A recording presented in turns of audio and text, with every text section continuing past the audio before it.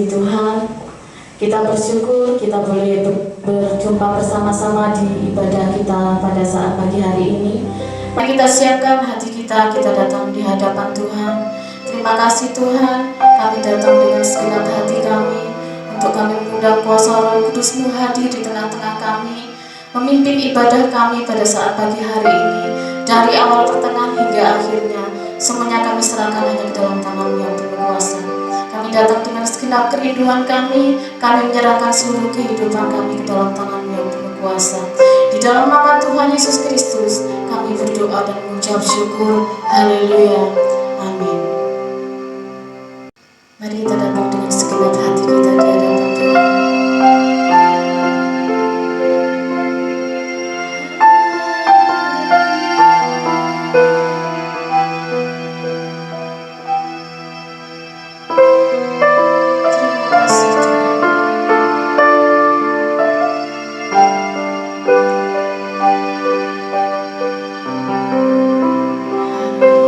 Jesus.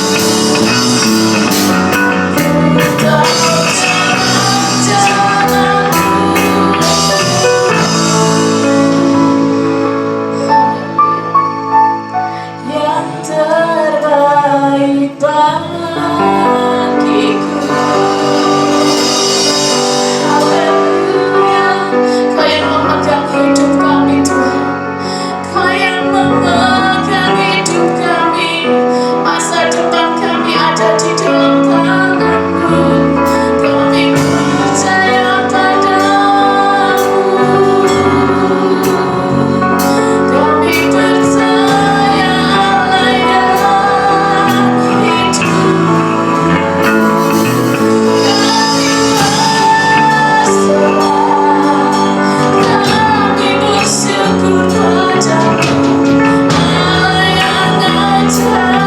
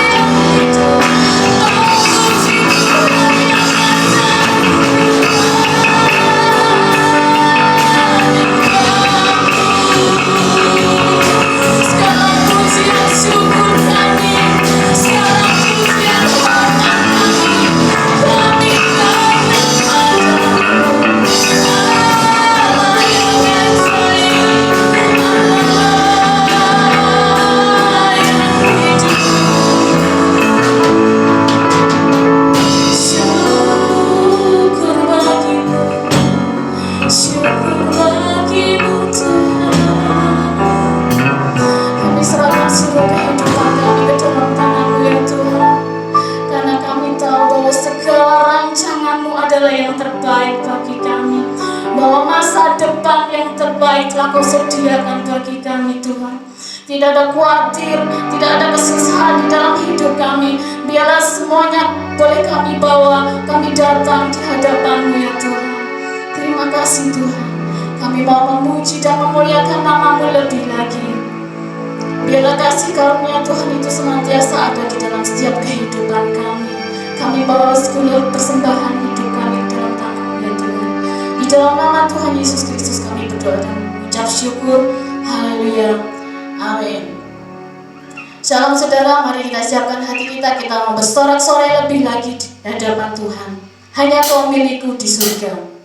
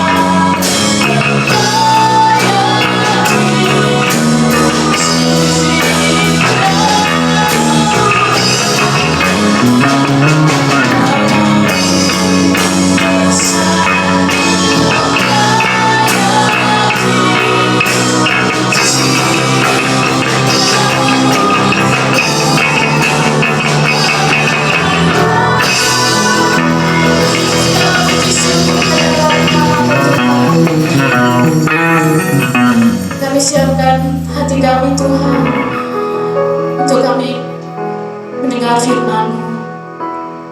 Biarlah Engkau berbicara kepada setiap kami pada saat pagi hari ini. Juga Engkau mengurapi hamba-Mu yang akan menyampaikan kebenaran firman-Mu. Biarlah oleh kuasa Roh Kudus-Mu saja Tuhan, Engkau boleh memakai hamba-Mu ini. Kami serahkan kehidupan kami seluruhnya ke dalam tangan-Mu yang penuh kuasa Tuhan.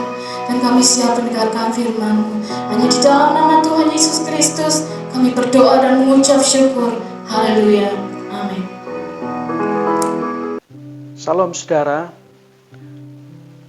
Hari ini firman Tuhan saya ambil dalam kitab Ibrani pasal 11 ayat 1 sampai dengan ayat yang ke-6. Ibrani pasal 11 ayat 1 sampai dengan ayat yang ke-6. Saksi-saksi iman.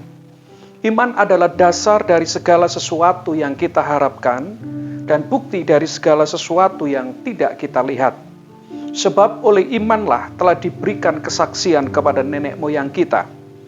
Karena iman kita mengerti bahwa alam semesta telah dijadikan oleh firman Allah, sehingga apa yang kita lihat telah terjadi dari apa yang tidak dapat kita lihat.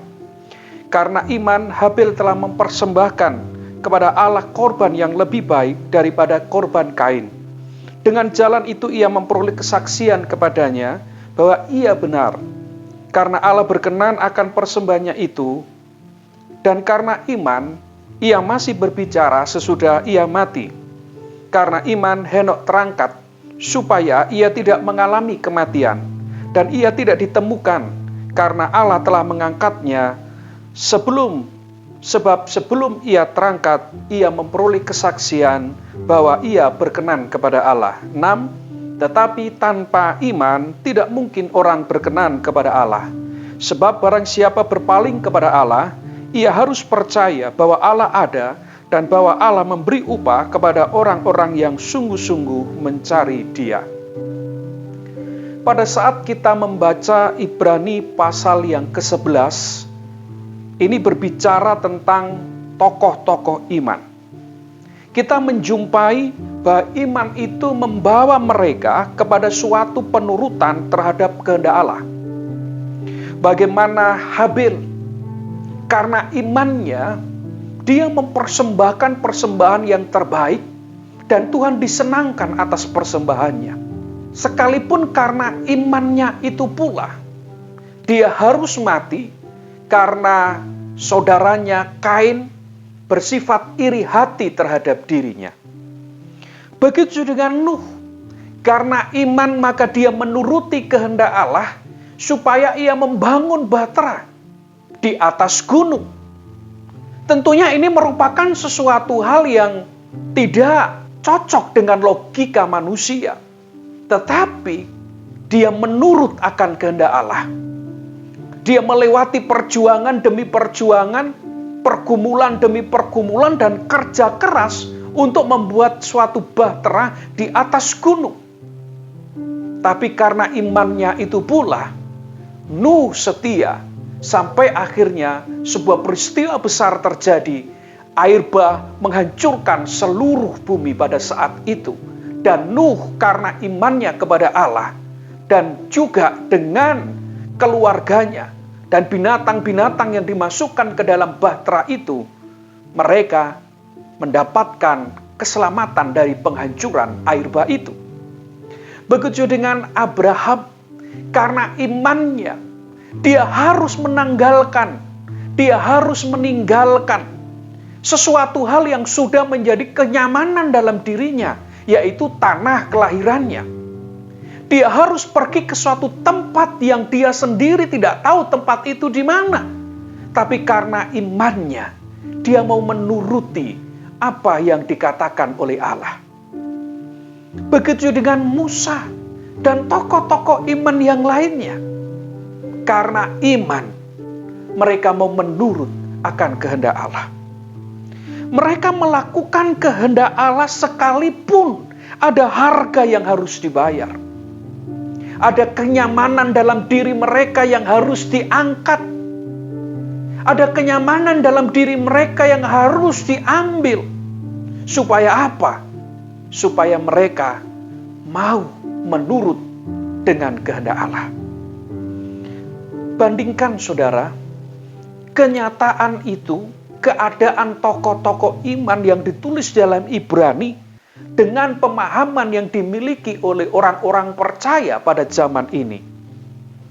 Orang-orang percaya pada zaman ini sebagian besar mereka beriman hanya dengan tujuan hal-hal yang bersifat sementara saja.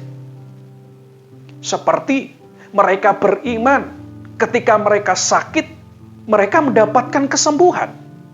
Mereka beriman ketika mereka menghadapi masa-masa berat, mereka mendapatkan kelegaan. Mereka beriman ketika mereka miskin, kemudian Tuhan memberkati mereka menjadi kaya. Nah, iman-iman seperti ini adalah iman-iman yang ada di zaman modern ini dan iman yang hanya bersifat sementara. Mereka beriman supaya apa yang mereka ingini itu boleh terlaksana.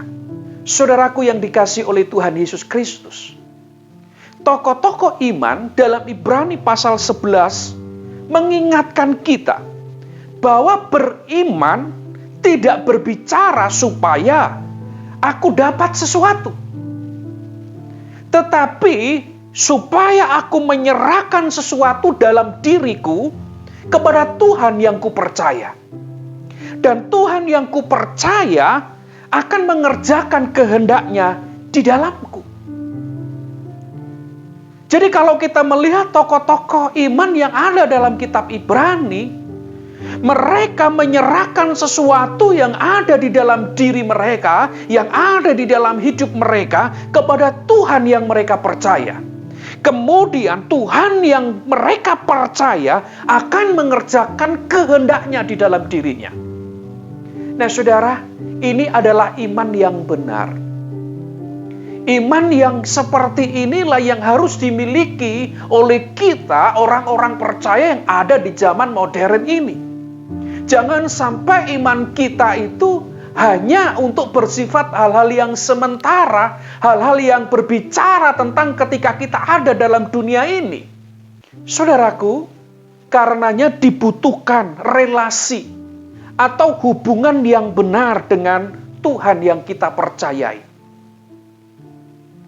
Contohnya saja, saudara, kalau kita mau menikah dengan seseorang, maka sebelum kita menyerahkan diri kita untuk menikah dengan orang tersebut, kita harus memiliki relasi terlebih dahulu dengan orang yang nantinya akan menjadi pasangan kita. Kita harus memiliki hubungan, menjalin relasi yang baik, supaya kita tahu bagaimana karakter orang yang akan mendampingi perjalanan hidup kita nanti. Bagaimana kondisi keluarga mereka, bagaimana latar belakang. Intinya, supaya kita ini mengerti betul-betul orang yang akan kita ajak menikah. Sehingga pada saat kita menikah, kita menaruh kepercayaan betul-betul bahwa ini orang yang mendampingi aku adalah orang di mana dia bisa setia, dia bisa membawa aku untuk semakin hidup dekat dengan Tuhan. Bukannya ketika kita menikah dengan orang tersebut, kemudian dalam perjalanan waktu kita menjadi curiga dan berkata, benarkah ini jodohku? Benarkah ini orang yang bisa dipercaya?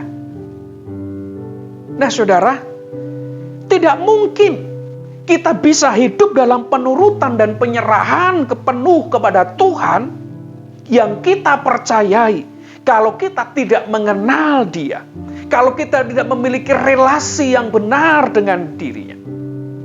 Karenanya saudaraku, dibutuhkan relasi yang benar, relasi yang betul dengan Tuhan yang kita percayai.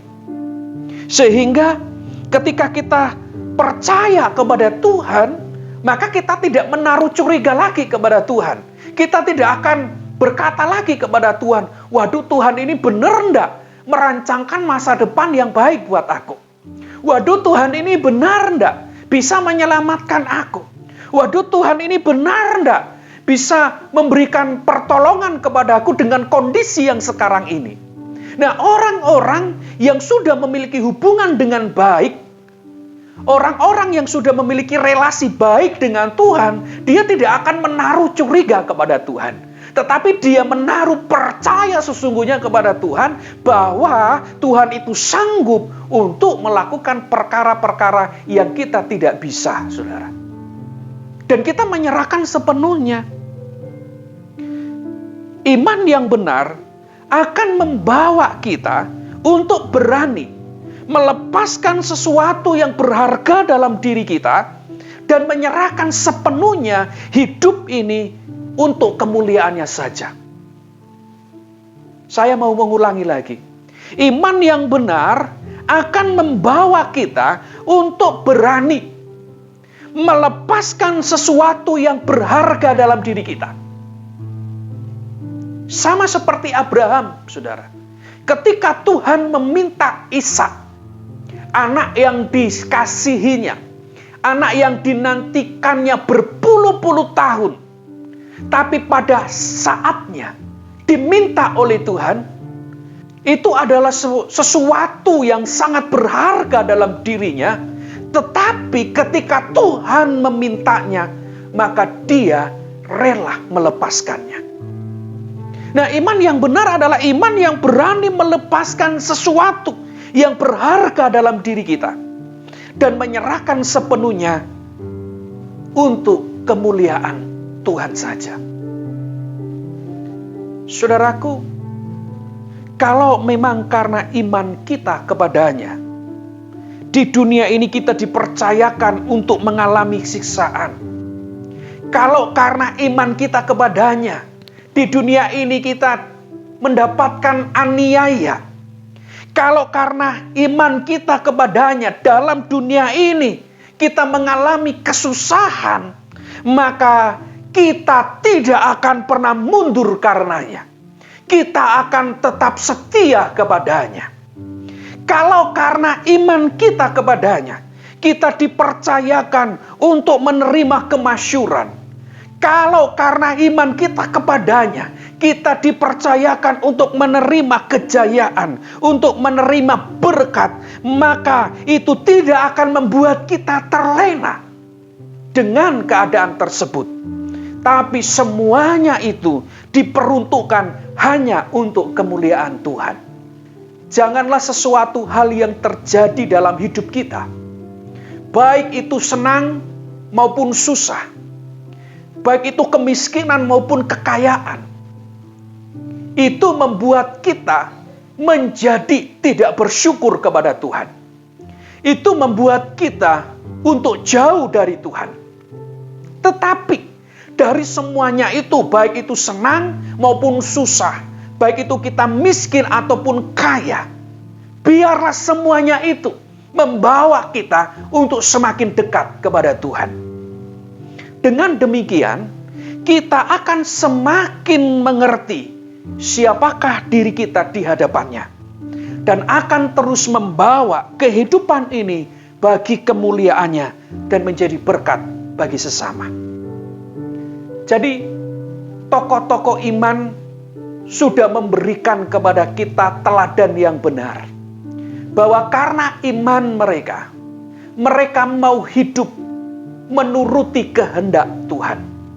Bahwa karena iman, mereka mau melepaskan sesuatu hal yang berharga sekalipun dalam diri mereka, supaya kehendak Tuhan digenapi dalam diri mereka.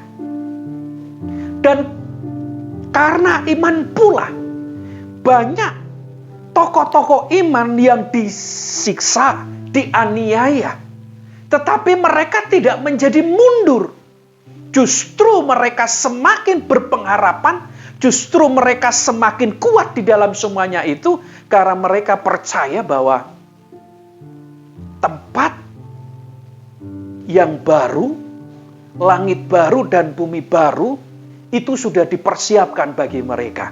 Sehingga keadaan apapun di dalam dunia ini tidak pernah membuat mereka untuk undur sekalipun. Mereka semakin giat untuk melayani Tuhan dan menjadi berkat bagi sesama. Kiranya saudara, kita memiliki iman yang seperti ini. Iman yang sungguh-sungguh menyerahkan diri kita kepada Tuhan, dan kita akan pasti pada waktunya akan mendapatkan apa yang Tuhan janjikan dalam hidup kita.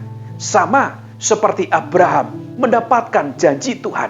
Sama seperti bapak-bapak iman kita yang sudah mendahului kita. Mereka juga sudah mendapatkan janji dari Tuhan itu sendiri. Tetaplah setia sampai akhir. Mari kita berdoa.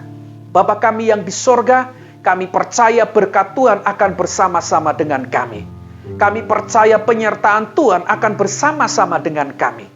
Biarlah kami terus menaruh iman kami, pengharapan kami hanya kepadamu saja ya Tuhan.